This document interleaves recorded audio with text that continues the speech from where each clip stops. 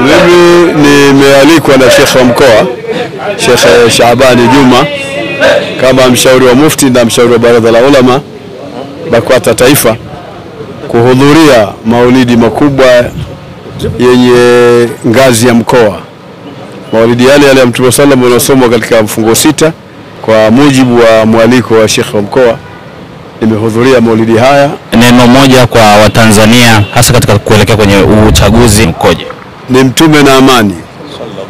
Mtume na amani. Mtume amekuja kuukomboa ulimwengu, na moja ya mambo makubwa sana ya ukombozi alioleta mtume ni amani. Kufanya ulimwengu uwe na amani, kuwafanya watu wawe na amani majumbani mwao, kuzifanya nchi vile vile ziwe na amani, na kuzifanya nyoyo za watu ziwe na amani, ili watu waweze kuamiliana vizuri na maisha yaende vizuri kwa amani.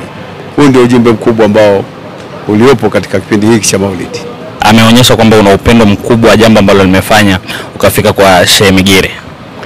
Naam, nadhani yeye anafahamu vizuri, na labda wasia wangu kwa watu ni kuishi vizuri kama alivyoishi Mtume sallallahu alaihi wasallam, na amesifika kwa tabia nzuri, kwa maana kwamba sisi tuziige zile tabia zake tuweze kuishi vizuri katika ulimwengu.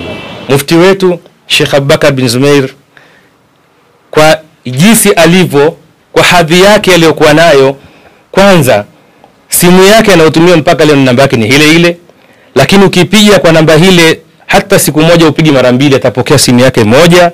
Lakini Sheikh mufti wetu ni mufti mwenye kutaka kuunganisha watu, lakini mufti wetu ni mufti mwenye kupenda amani. Siku moja nitoe kisa kimoja wa Tanzania na Waislamu wajue mufti tuliokuwa naye ni aina gani.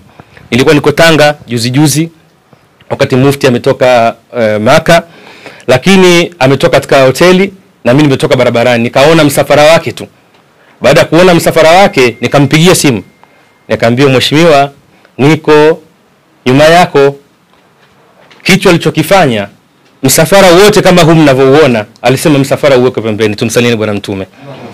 Alisema msafara huu uwekwe pembeni, akawekwa pembeni, na nikafika nikashuka na gari langu libovu, lakini akataka kushuka pia kwenye gari. Tumsalieni bwana mtume. Mimi na mufti ni vitu viwili tofauti. Yeye ni mwanachuoni mkubwa bila shaka wala biko na wasiwasi wowote, lakini yeye ni mufti wa Tanzania, lakini pia yeye ndio shekhe mkuu wa Tanzania yote wote kwa Waislamu wote. Hebu niambie akhlaki anazotufundisha mufti wetu, anatufundisha kwa vitendo. Nisizungumze maneno mengi nikapata kuharibu. Mheshimiwa mufti, ninakukaribisha sana katika ofisi yangu hii. Wala huna, assalamu alaikum wa rahmatullahi wa barakatuh.